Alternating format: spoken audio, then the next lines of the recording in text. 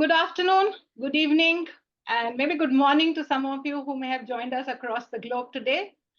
I'm Reema Bose Suri, and on behalf of Elders India, I welcome you all to today's session. Thank you for taking out the time. I know more people are joining in, but for those who have joined in on time, we're going to start a session now. This session today is the next session that we are doing in the series on positive aging that we as Elders India have been talking about. And let me tell you a little bit about why we are doing a session like this. So often what has happened is that when we meet someone these days, it's very difficult to figure out the age of that person. And I often meet friends or their extended family or their parents, and there is a common topic of conversation, which is, oh, you're 60. You don't look 60. So what does this look 60 really mean? Today at 60, people are climbing mountains. They are writing books. They are running marathons. They are anchoring shows. And they are even brand ambassadors for glamour products. They are traveling around the world. So how are these people who are in their 60s and even in their 70s really doing this? So in our discussion today, we are going to attempt highlighting the importance of staying fit and healthy, physically, emotionally, socially, and financially, and looking at the engaging and exciting senior years that we all have ahead. Unfortunately, India does not have too many role models in that age bracket, though I'm happy to say that that number is increasing. So we at Elders India are trying to bring in stories of people who are meaningfully and joyfully living their 60s. So with that context, I am delighted to welcome today two very dynamic and you can see 60-year young panelists who are here with us today, living life on their own terms and cherishing every bit of it. Thank you to all of you who have joined in today, and I hope you find our conversation interesting and have some valuable insights and tips that you take with you today. Let me introduce our first panelist, Yasmin Seth. Yasmin is an author. She's a life coach and a counselor. She has authored the book Manan, Delving Deeper into Oneself, and she volunteers at the JSS Hospital Geriatric Department in Mysore, working towards supporting active, healthy aging and ageism. Yasmin has been collaborating with various senior communities and taking topic-based sessions online and offline for seniors, calling it Senior Sunset Finishing School, a safe space for seniors where they can happily enjoy learning and can open up to asking age-related doubts. Our second panelist today, Ramesh Shanker, who is the founder of Hrishti, A Joy Forever. It's a social enterprise based out of Bangalore to find ways and means of giving back to society. He is currently the Chief Joy Officer of Hrishti, which is committed to supporting the cause of eradicating needless blindness amongst children by contributing all his net earnings post-retirement from active service. With a rich corporate experience of 30 plus years with organizations like SAIL, Aisha Group, Britannia, ABB, Ramesh's last role pre-retirement was Executive Vice President and HR Head Siemens South Asia. He's an avid writer, contributing regularly to leading newspapers and magazines. He has also authored 4 books and is a certified executive coach with more than 3 decades of experience as a coach, mentor to leaders across organizations. Thank you, Yasmin and Ramesh. How are you feeling being here today? Very good. Thank Feeling you so young. much for having us over. Young. Okay, great. So we hope that you're going to make a lot of others on this who have joined us for this session also feel young. So let's move ahead with some of our conversation for today. So Yasmin, let's start with you.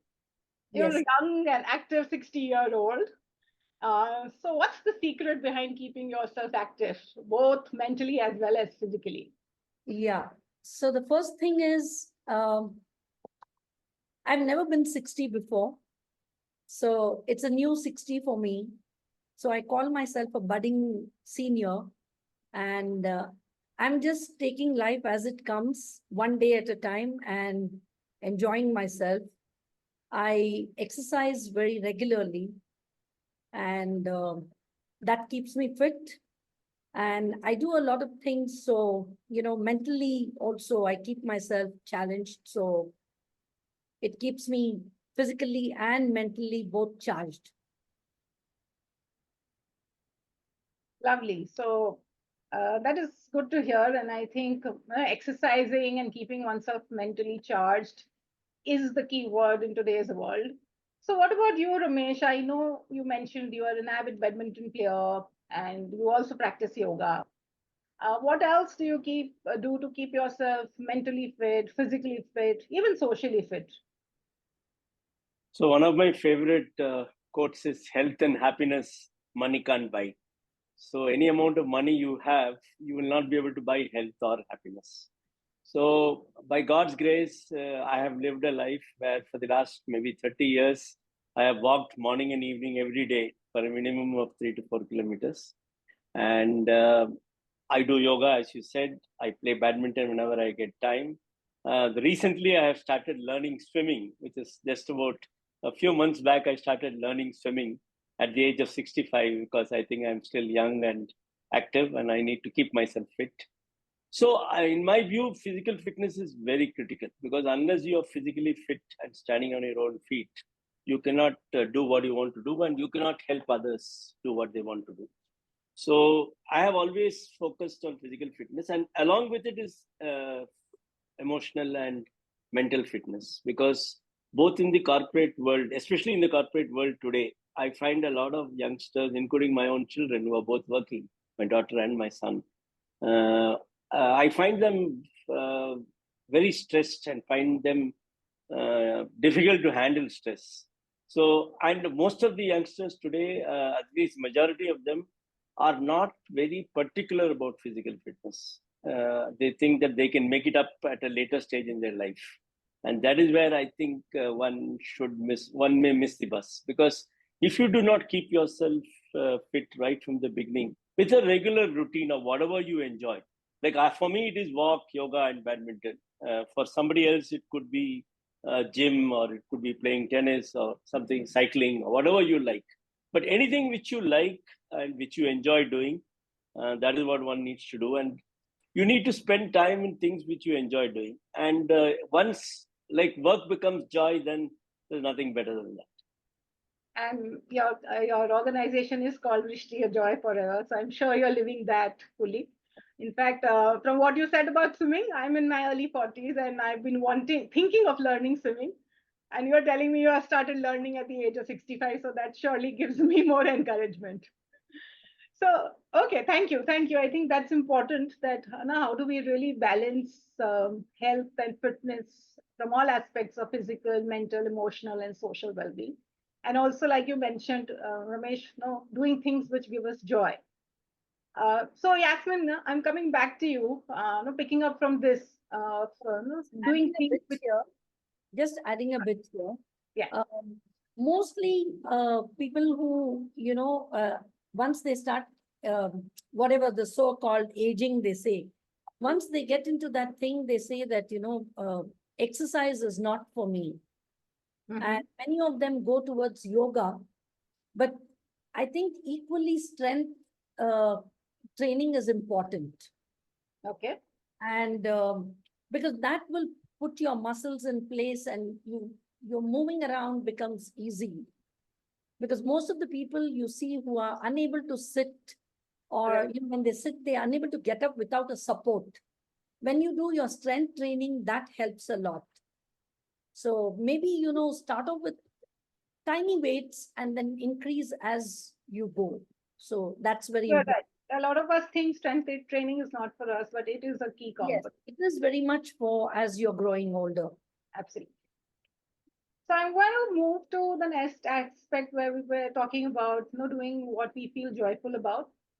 And I've realized that in today's world, a lot of us find it very difficult to really follow our passion or follow their calling. We get trapped with the societal expectations and our need to meet those expectations.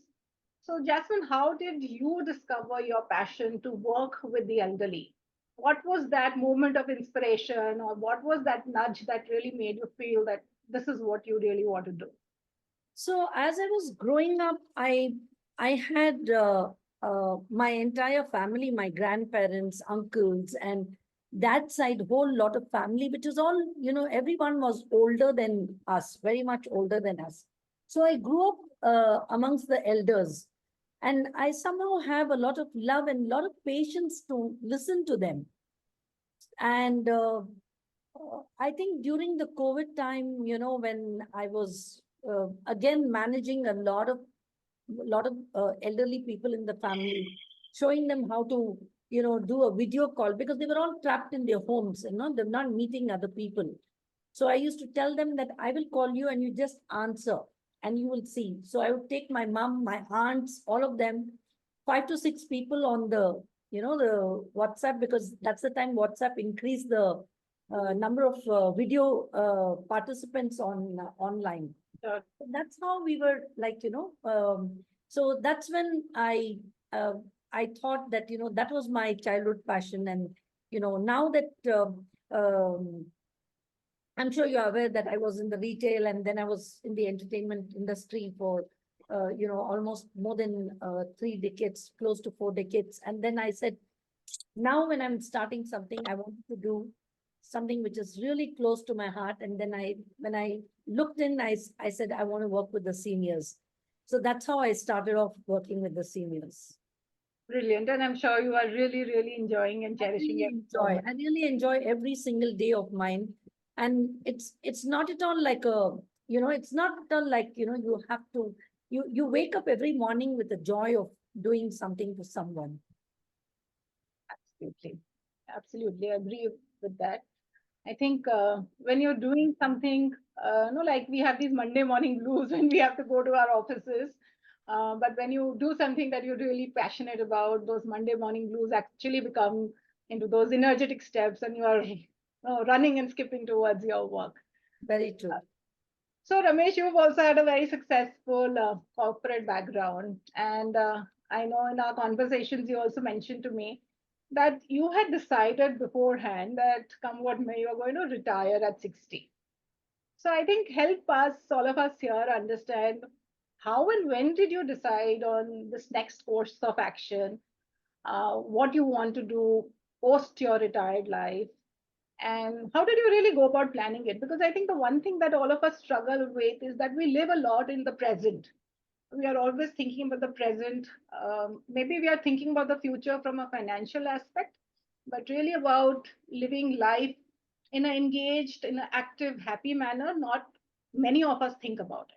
So, share a little bit about this journey of yours. Yeah, actually, I started my career at the age of 22. And coming from a low middle class family, father being a central government employee, we didn't have much of resources and not much of inherited wealth or property and things like that. So, like all low middle class families, you had loans and you didn't have a house of your own. You didn't have other things of your own and things like that. So, when I started my career, my father had retired from service about 6 months before. So I was the only earning member in the family, and it was a thing on my part to start supporting my family. But unfortunately, both my parents did not survive long. I mean, they died within 3 years of my starting my career. So I lost my mother at 23, and I lost my father at 25. And then I had a younger brother to support, and I had two elder sisters. Fortunately, my sisters were married by that time, but my younger brother was still in college. But he did well on his academics and has been quite successful in his own career by his own efforts. I have not contributed much to his success. However, having said that, this put me on a strong footing in terms of putting in hard work and determining what I wanted to do. I always was passionate about HR, though my father was keen that I should become an engineer.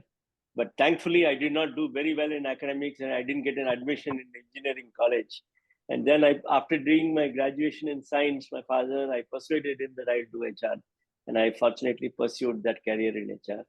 And I spent all my years in HR in different organizations and did reasonably well, I would say, in terms of my career growth and all that. So by God's grace, I think I got all that I wanted, both from a career perspective, from a wealth perspective, from a family comfort perspective, and so on. And my wife has always been supportive of me, though she's a gold medalist, but she gave up her career twice in her life only to support me and my family to be successful in my career.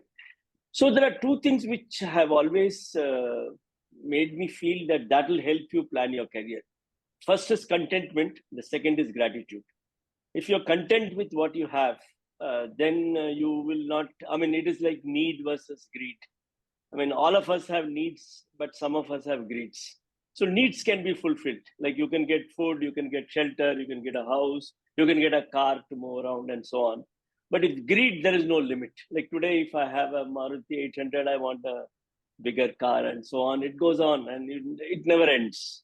So you will have to be content in whatever you have in life. And that's something which comes over age. I won't say it comes at a young age, but as you grow, you could get content and be. The second is gratitude. There are a lot of people in your life who support you in your career. I mean, hundreds of people have supported me, both friends, relatives, family. And I think I have to be grateful to them throughout my life. And so I decided when I thought I had reached the pinnacle of my career. I thought now it is time for me to sit back and see of how I can give back. So maybe around the age of 50 or 52, I decided that I will retire at 60 and I will not take any extensions. I'll not join a full-time job. But by God's grace, I thought I have enough wealth, so I don't need to work on a full-time job or earn so much that I need to support my family. My children had done well for themselves, so they started their own career.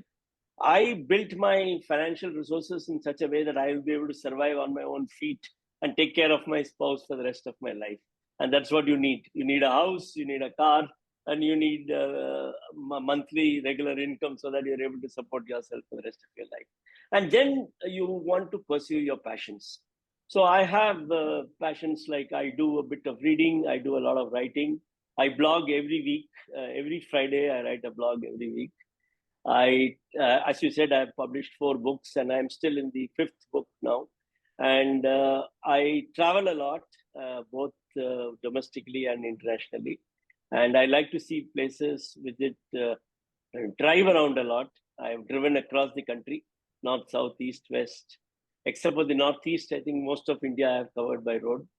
So these passions, I love nature a lot. So I travel almost every week. I travel to some place, beaches, hills, forests, and so on. India, as Yasin was saying in the beginning of our conversation, is a diverse country, and I'm yet to see maybe 20% of India I would have seen. I have still to see 80% of India. Forget the world. So, so you need to decide of when you want to take this call, when you're able to fulfill. See, all of us have certain obligations in life. Like as I said, I had family obligations. Some people may have family obligations. Some people may have social obligations, and certain taking care of the elderly and so on. There are many obligations which we have. We can't wash away our hands and say, okay, from tomorrow I'm going to take retirement and I don't care for what happens to my life. Right. I have to do those obligations, but I'll have to plan in such a way that at some stage I can call it a day. And when I call it a day, I will be able to stand on my own feet and I'll be able to live my passions. And as I said in the beginning, health and happiness money can't buy. I repeat it because that's one of my mantras of life. And I try to be healthy as I can. I also try to be happy all the time. And happiness is nothing but gratitude and contentment. Excellent. So yes, I think it's very, very obvious in the way you are talking that you are really, really living your happiness. And contentment and gratitude, which in today's world is, these are phrases which all of us talk about, but not all of us are able to live through this entire aspect of contentment and gratitude. But I think I see a lot of youngsters now actually moving towards this, trying to feel content with what they have. I think COVID was a big game changer in this space, and a lot of us realized that there is only limited amount of time that each of us has, and there are things that we really want to do. So let's start showing our gratitude, being content with what we are getting. Correct. So Yasmin, like Ramesh has been living his passion. Your book Manan, and I want to just talk about it for a couple of minutes. No, it's based on the life of 9 women with inspiring stories, and you are doing a lot of work with girls from the age of 60 to women of the age of 60, from 16 to 60. Yeah. So would you like to share a little bit about what is it that you're focusing on as you work through them, and why this 16 to 60 age group? What is really the intent behind working with that So segment? see, as I told you, I was not from this background. Mhm. I came from corporate and then entertainment industry, and touched by the grace of God, I had not seen um, the difficult part of life, whether being it special children or people ailing with ill health or nothing like that. So I was totally, we had a very, very healthy family and thing. So I had no introduction to that side of life. So when I was in the entertainment industry, I was managing both my children's career. And at some point, when I moved away from that, I stepped down from that and I wanted to do something. I did struggle a bit because I was wondering how to start off and from where to start off to find that, that balance and that right trigger point was a little difficult for me. But then I got a great exposure by joining Banjara Academy for my counseling. I did a diploma with them, and I was the oldest in the class, but it was such an amazing classroom experience after so many years. And through Banjara, I got the opportunity to visit a lot of NGOs and see various kinds of issues that people go through, and the society has rejection from the society, and old age homes and people who have been abandoned and things like that. So I saw a lot of life very close.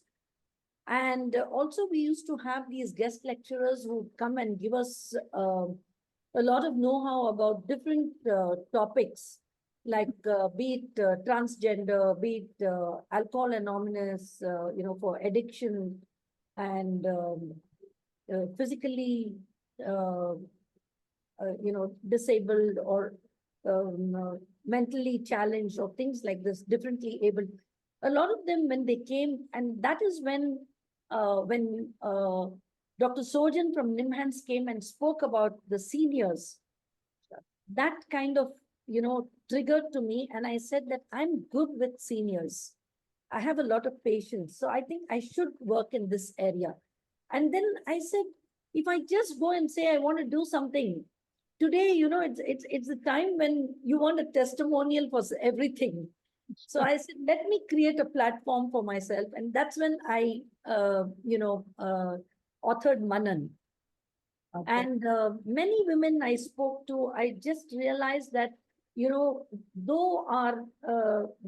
the world has changed so much, there's still a lot of people who have not changed that bit. They're still stuck in the conditioning of the old times, how a woman needs to be, the societal pressure, and the dictatorship of society and family and things like that. So that was very heartbreaking for me. And I said, I must find women who are on the move and living a life even after they turned 60. Because I know my mother never looked like me when she was my age. She looked very old. At that time, she looked old. And I also believe that she is old. But when I look at myself now and I think back about my mother, I just think that how is that possible? So I think it all comes with being active and having social interaction, surrounding with people, and you should always have a mix of friends where they are young and old. So the old can teach you wisdom, and the young can, teach you the trend. And I think that I have been always doing it throughout my life. So I felt that was a thing, and I authored my book seriously to create a platform so that it makes it easy for me to move ahead. And through Manan, there is a lot of work that I can do. And I am working with a lot of women. And Manan is one book which when read by a 16-year-old, um, can allow them to set the sail in the direction they want to take their life in. And for an older to remind them what they have forgotten, wisdom, because wisdom has always been there.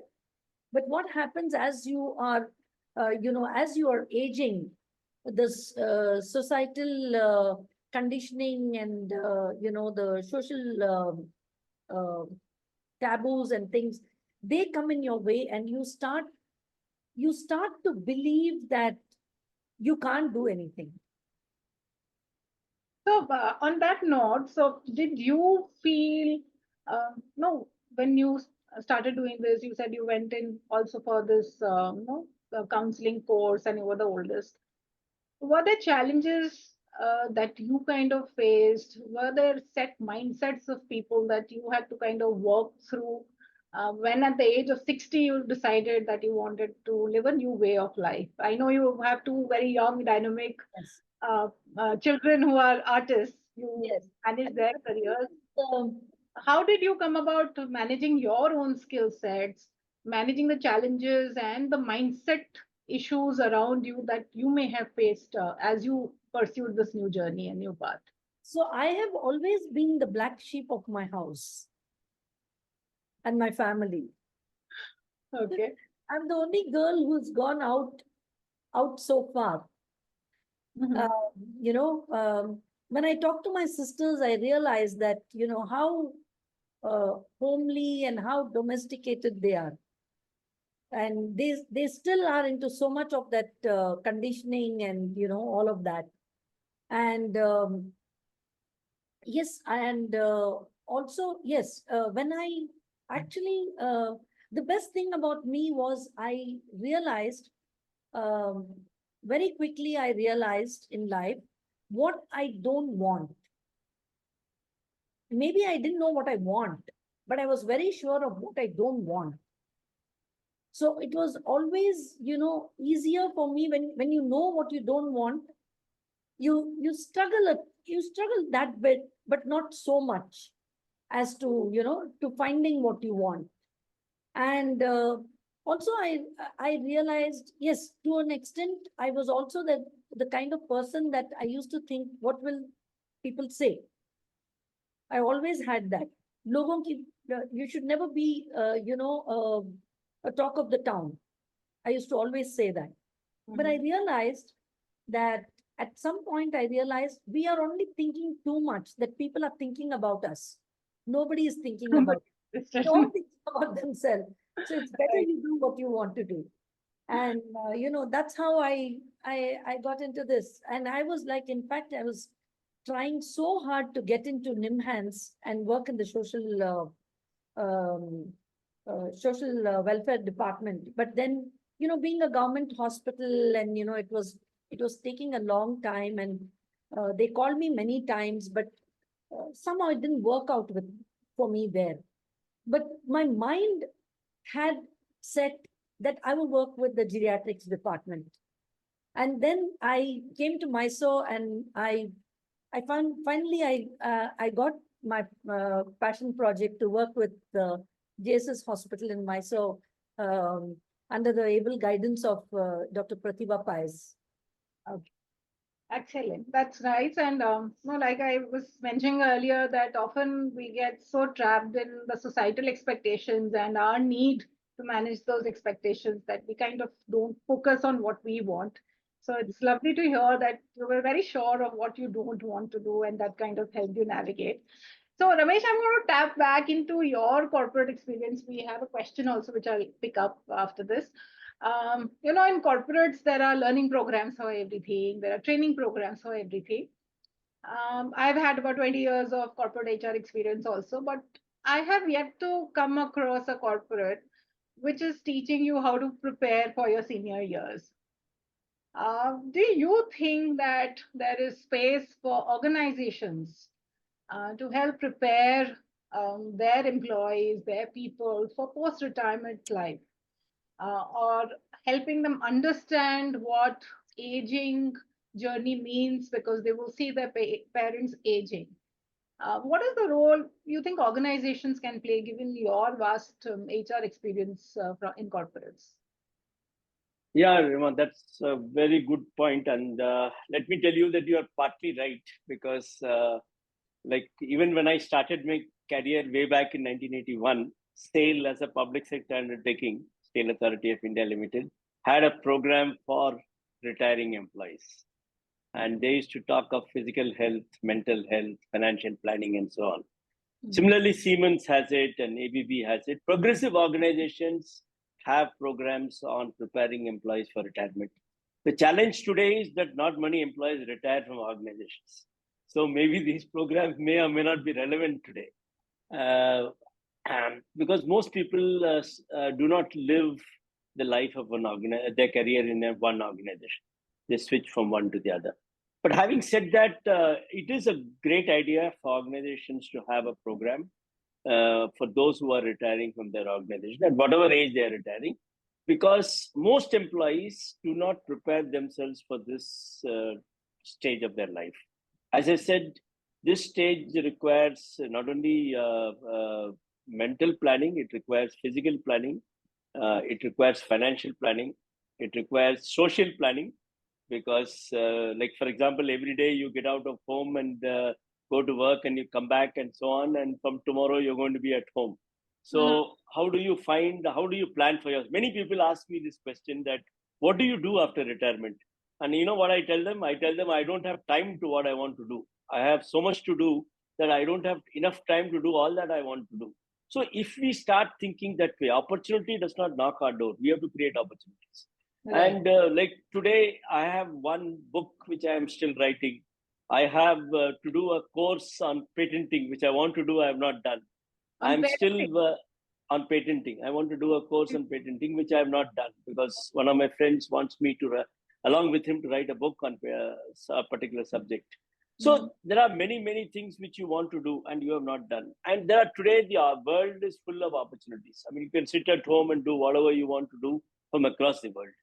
So if organizations can do programs, as you said, learning programs, and as I said, progressive organizations already have it. Siemens has it, ABB has it, SAIL has it, organizations like Hindustan Liver and others, I'm sure will have it. So the fact is that you need to prepare employees for their physical well-being. They need to be mentally prepared, emotionally prepared, because as I said, for tomorrow morning, you should not think that I'm not going to work. You should think that I have all the time in the world to do what I want to do. And that is the mindset change which you need to prepare people for. And then you need to make people realize what are their passions. You need to, so we used to have a counselor, we used to have a medical doctor, we used to have a financial planner who used to come and help employees. Because most employees, like for example, I can tell you one thing, being an HR person throughout my career, that any employee can save up to 30% of their salary every month if they are very prudent about how they spend their money. And especially in today's time when the wages have become quite competitive across the world. Maybe it was not true 20 years back, but today it is true that easily you can save 30 to 40% of your salary. But people don't do that. I do support youngsters who say that I don't want to save, I want to live and experience, and all that is fine. But tomorrow, when you are planning to quit a corporate career and you want to live on your own, then you need a bank of savings for you to be supported by. You can't depend on your children, you can't depend on your siblings, you can't depend on society to support you or on the government to support you. So to that extent, you need to have a kitty which supports you. And as I said, you need to be content with what you have so that you are able to manage your expenses from your income. today, that is the issue. So you need to prepare employees in terms of financial planning, in terms of physical planning, in terms of emotional planning, in terms of social planning, in terms of following your passions. Most people are not aware of what their passion is.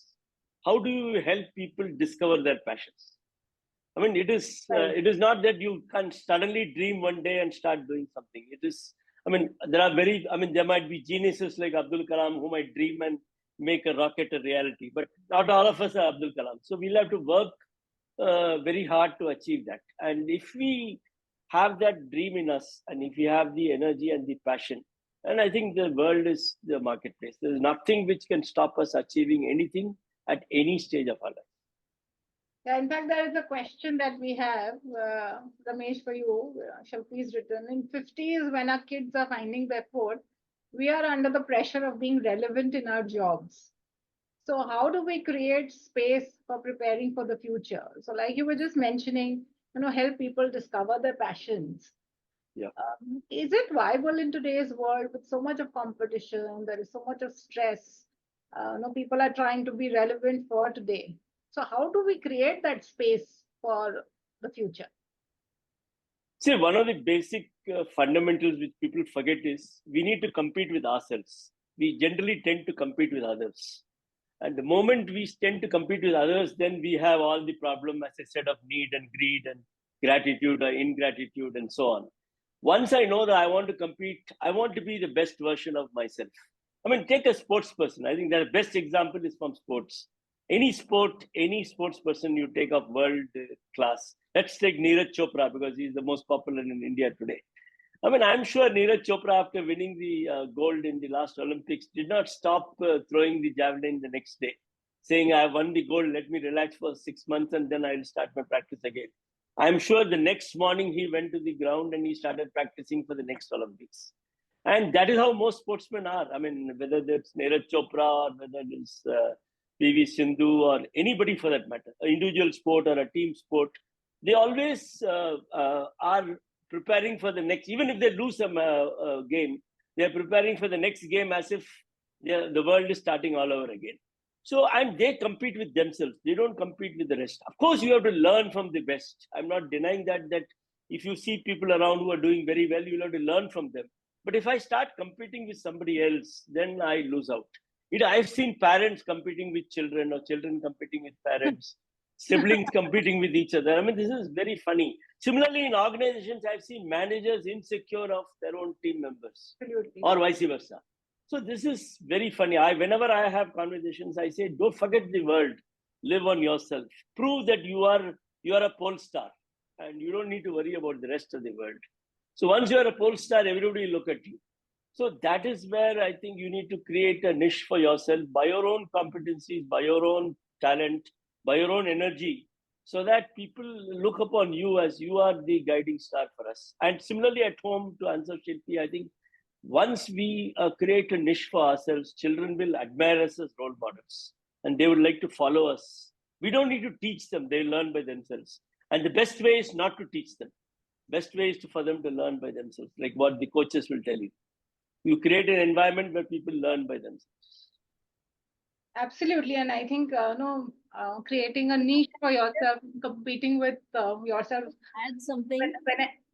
Yes. Add something. I totally agree with Ramesh ji that, you should compete with yourself.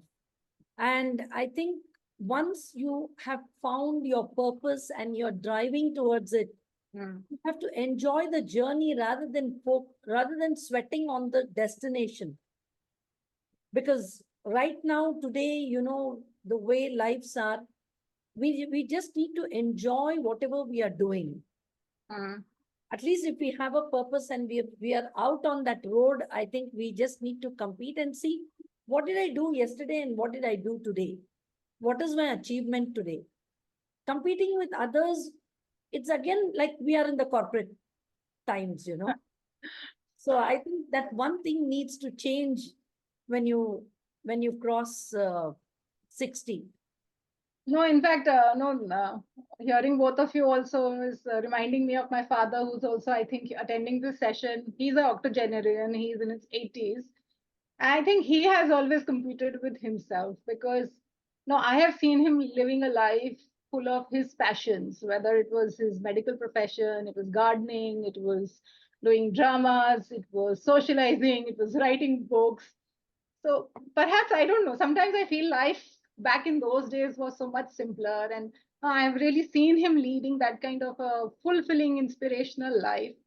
Um, Sometimes I feel that no, we've probably in our generation got so caught up with so many other things that we are forgetting how to be happy, how to be Yes. leading those fulfilling lives. And that's what we all need to kind of bring back into our lives. So So on that note, one small clarification, Rima. I think life is simple even today. We make it complicated. yes, that's what I said. We have made it complicated. We are living it in such a way that we have entrapped ourselves in multiple Yeah. things. And also up until 2020, nobody spoke about seniors. Right. And all of a sudden, the whole world has started to talk about seniors. I only hope that, sometimes I feel the noise is so much, around that sometimes I feel that we don't want to be reminded we are seniors. That's why I call myself a budding senior, you No, know? which is also because of the longevity increase that we are seeing Yes. right now. No, the life expectancy has gone Also, up it is drastically, the also doubled in the last 30 conditioning, years. conditioning which is there. Many of them have not moved from that. I didn't get it. I will not allow you to get it. Hmm. A mother tells a daughter, I didn't get it. I won't allow you to get it. It's still there that way. And even when it comes to mother-in-law, daughter-in-law, there's so much of competition in houses. And then, that same old 1940 ka, 47 ke time ka drama and all that stuff. I That think, is what we are all attempting to change, I think. yeah, we And, need to let them be. with people living longer, I think there's a huge Yes. need for us to look at it as to how we can make it more positive for each one of us. Yeah. So on that note, Yasmin, and no, I'm going to just take up this last one question before we break into Q&A. No, you have two grown-up young children. How has your family supported you? Because you kind of pursued a new path, like you have mentioned in your book, also at the age of 60. How did they really support you? How did their being around or their encouragement make a difference to what you are doing? Um, we have always been happy for each other. So, whatever they wanted to pursue, they pursued. I was with them. And they're very happy because I'm doing something that I want to do. In fact, one morning I just woke up and I called both of them and said, I want to move to Mysore. And they were like, okay. And it was typically my daughter's words, Ja Simran, Ja Jeele apni zindagi. You want to go? Go. We are there. Anything you need, we are there for you. But you go, do whatever you want. So I think that also gives you a lot of strength. And when you are on your own, sometimes no, many times, when you're on your own, you are more alert and you feel more stronger when you're alone because you got to take care of everything by yourself. And touchwood, I really enjoy this phase.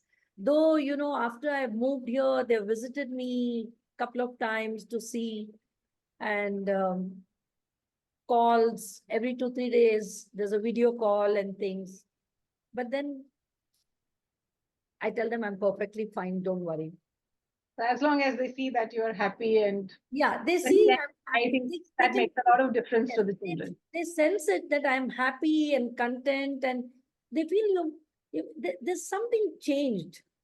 Mama's got something changed, which is like we didn't even see that in Bangalore Sure. because when I was working for them, they were busy with their work. I was busy with my work. We hardly had that, that kind of interaction that would be, and I think now the communication is so open, and there's so much time to talk because we don't talk work, we talk mother-child conversations. Which is So nice because I think a lot of emotional and mental happiness of parents is also Yes, based on how yes. their children Yeah. are and how And they are it's doing. so nice to see, for them to keep Right. asking me about, what about this? What about that? So what do you do here? They're very, they're very, like how, I just feel like how, when they would come from school and I would be inquisitive to know what happened and, listen to them with joy. It just happens the other way around now.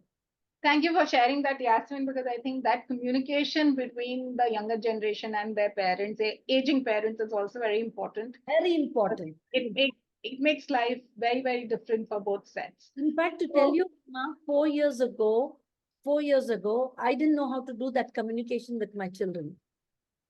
mhm, Even if I had, like, even if I was not keeping well and they call me and ask me, how are you? I would say, I'm fine. typical of every parent. Because I didn't want to tell them and disturb them or something like that. But now when they call me and I'm not well, I tell them I'm not well. And they've also started to accept that, it's something that's life, no? Right, right. So Umesh, yes, thank you. Umesh writes that lots of seniors play golf and there is always a competition with yourself on each day you play. Yes, absolutely right. So I think we're going to stop our conversation here right now, and I'm going to see if there are any questions or any comments from any of those who are attending the sessions. I'm also going to take this opportunity to invite K.S. Raghunandan, CEO and founder of Elders India and Elders Well, to join us. Hi, Raghu. Thank you. Thank you for joining in. Thank you. And so I do have a quick question for Raghu. I've been with Raghu for the last 2.5 years as part of Elders India. And no, Raghu's passion for this entire concept of supporting the elders also started with his own personal experiences as a professional as well as a son. So Raghu, I know you did a lot of research while you were putting together this whole concept of Elders India. So what were those gaps that you really saw that made you want to work in this area and create the space that you have created through Elders India? Sure. Thank you, Rima. And first of all, thank you, Ramesh and Yasmin, for sharing your perspectives. It's been a fascinating conversation that I followed. I was there throughout and sharing your perspective about aging. And so, Rima, coming to your question, the whole journey started with my own experience in trying to juggle the um, twin responsibilities of a professional life and personal life, and especially as a son, trying to take care of my father as he was going through his own health-related concerns.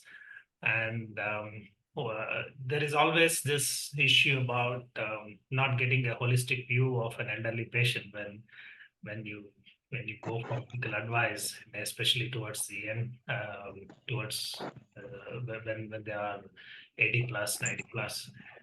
And that's a problem that is slowly getting addressed. We don't have too many geriatricians and so on.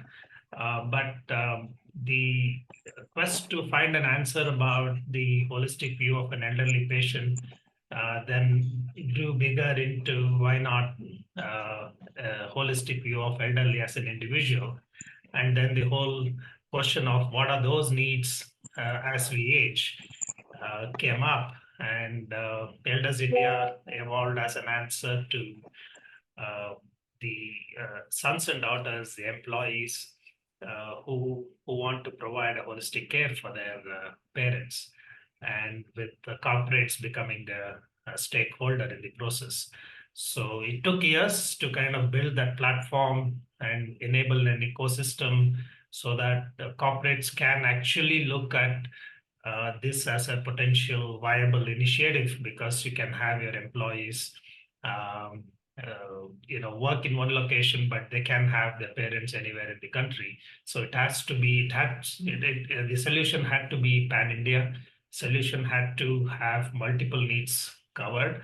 So that's how Elders India evolved as a comprehensive solution, right from healthcare to elderly assistance to safety, security, social isolation, that also came up in the conversation of having relationships, and of course, financial needs and so on. So it's a holistic platform that enables the corporates to actually support the employees go through that, because we are not prepared for a caregiving role, right? We are always taken care of by our parents, whether you're 30s or 40s or 50s.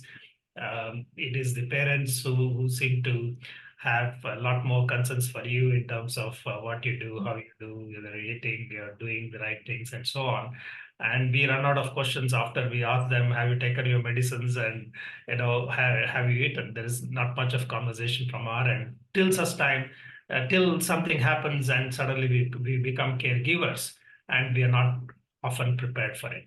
And that requires planning, that requires awareness, that requires some sort of an enablement. And this industry is still not fully evolved. And our attempt is to try and put an ecosystem together to make this possible. And just to add, I wanted to add to this conversation in terms of the aging and the planning, and it was fascinating to hear Ramesh's and Yasmin's perspectives. One of the perspective that is often kind of suggested to plan as the longevity has started to increase across the world, right? Instead of looking at us from an aging standpoint, from a chronological age perspective, why don't we look at how close we are to the end of life? That kind of changes the perspective, because we are living much longer. That means, in a sense, you are much younger at a given age than ever before. And that perhaps explains why, Yasmin, you feeling a lot younger than what your parent or mother was. Because that there is much more that we can do even at 60, given that there is a very high degree of possibility. We are at a time where comfort is so much. It's not like a luxury, but it's a necessity now. It's a necessity. It's also a given for most of the people, right? The standard of living has also increased. The medicine, is there for most of the diseases that was once a killer earlier. Even the household chores. Exactly. We have all the machines to do all the work. Have all the robots around to help us. Correct. So the whole thing is to therefore, try to be healthier for longer, productive for longer, and of course, make sure that you do the right financial planning, as Ramesh mentioned, so that we can be wealthier for longer as well.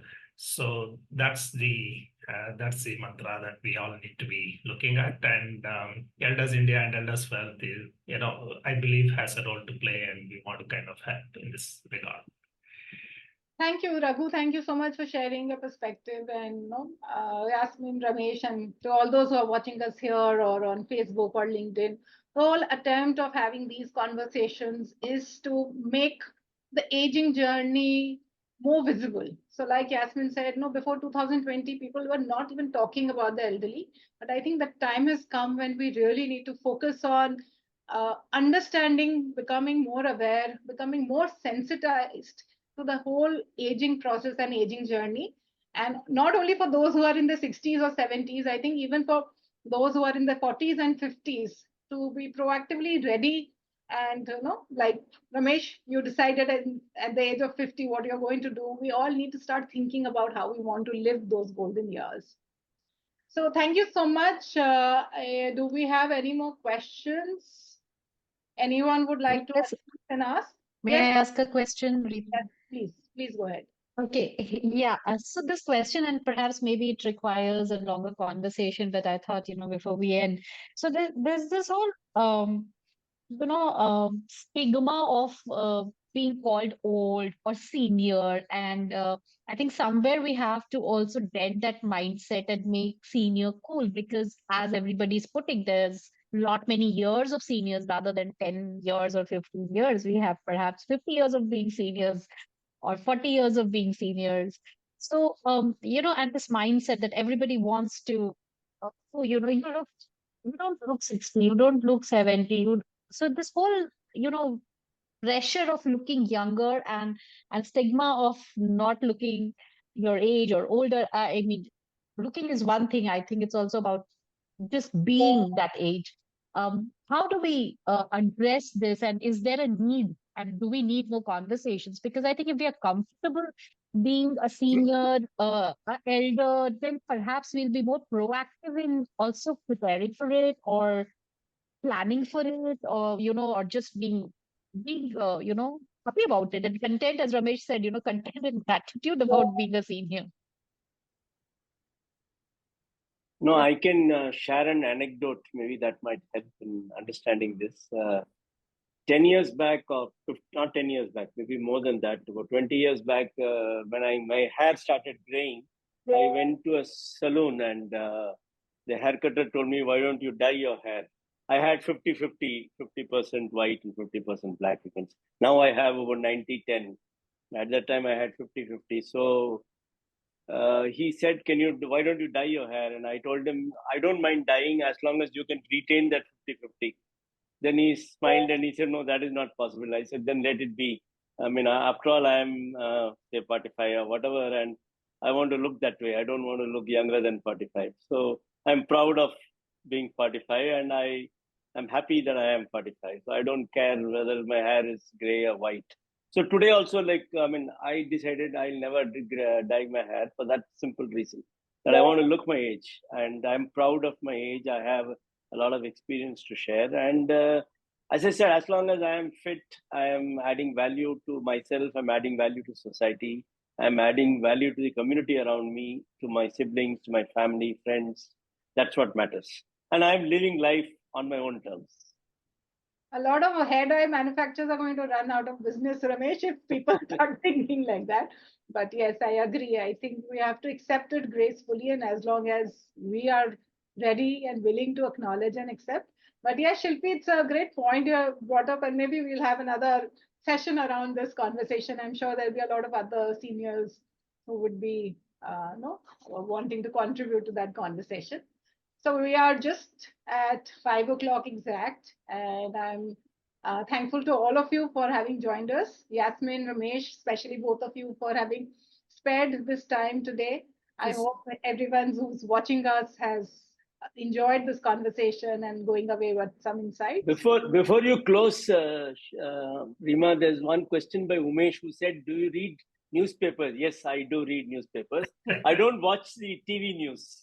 That is for your information, because that for me is very boring, and most of the time it is negative news and violence and crime and all that. So I don't watch the TV news at all for the last maybe 4-5 years.